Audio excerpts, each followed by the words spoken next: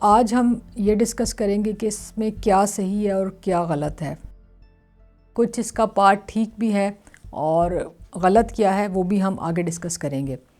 تو اس کو ایک ایگزامپل سے سمجھتے ہیں. لیٹس سے کہ میں ایز این انڈیویجول یہ کلیم کر رہی ہوں کہ I am a very productive person, اور میرا یہ کلیم پچھلے 10 15 یا 20 سال سے میں یہی کہتی آ رہی ہوں.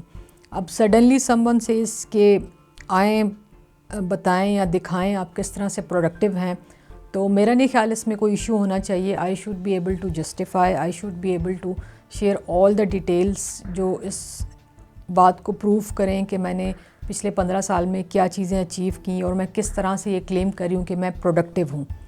تو USAID کو چیلنج کرنا، اس سے یہ جسٹیفیکیشن لینا کہ وہ پیسے کہاں خرچ کرتے رہے ہیں اور کیوں خرچ کرتے رہے ہیں، اس میں مجھے نہیں لگتا کوئی چیز غلط ہے. سب سے پہلے یہ کہ جس طرح سے اس کو اپروچ کیا، جو اس کا پروسیس تھا، مجھے لگتا ہے بہت ہی ان پروفیشنل اور بہت ہی انفیئر. کسی گورنمنٹ ڈپارٹمنٹ کی ایفیشنسی کو بھی چیک کرتے ہیں، اس کا ایک پروسیس ہوتا ہے.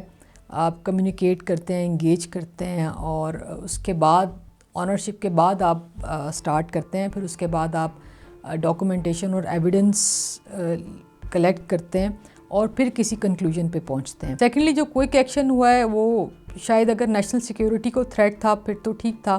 باقی اس کے علاوہ کوئی بھی جو بھی سینیریو تھا، آئی تھنک اس کو ایک پروسیس کے تھرو فالو کر کے فیز آؤٹ کرنا چاہیے تھا ان ڈفرینٹ سٹیجز.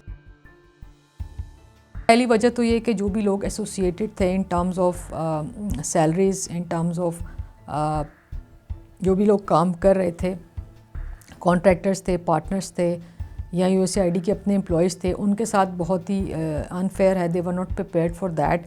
اور ایک تو یہ ہے. دوسرا یہ کہ جن کمیونٹیز کے لیے USAID کام کر رہا تھا ان میں بہت سارے ایسی کمیونٹیز ہیں جو کہ ریزیلینٹ نہیں ہیں اپنے سرکمسٹانسز کو کوپ کرنے کے لیے یا چینج کرنے کے لیے، یا وہ پریپیئرڈ نہیں تھے. کیونکہ ایٹ فرسٹ پلیس ہم نے لوگوں کو ڈپینڈنٹ بنایا فورن ایڈ کے لیے، یا ہم نے ان کو اپنے پرابلمس خود سے سالو نہیں کرنے دیے. ہم نے انٹروین کیا اور ان کو ڈپینڈنٹ کیا فورن ایڈ پہ، اور یہ بھی ہم نے آہستہ آہستہ کیا فار پولیٹیکل گین. تو پہلے تو ہم نے ان کو ڈپینڈنٹ کیا، پھر اس کے بعد ہم سڈنلی ایبرپٹلی کوئکلی ہم نے اپنی جو ہے فورن ایڈ کو پل آؤٹ کر لیا.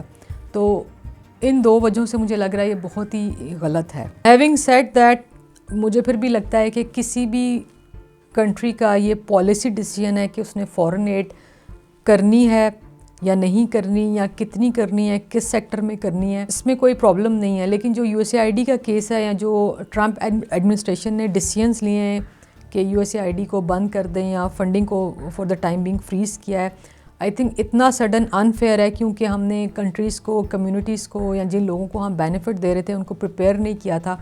اور جو کلوز آؤٹ ہے آئی تھنک وہ فیزز میں ہونا چاہیے اور ویل کمیونیکیٹڈ ہونا چاہیے to everybody who is engaged, involved. اور جو کمٹمنٹ یا جو پروگرامز ابھی چل رہے تھے ایٹ لیسٹ ان کو کنٹینیو اور کمپلیٹ کرنا چاہیے تھا. اسی ٹاپک پہ میں کچھ ڈسکشنز اور بھی کروں گی. If you are interested you can follow me. And thank you so much for watching.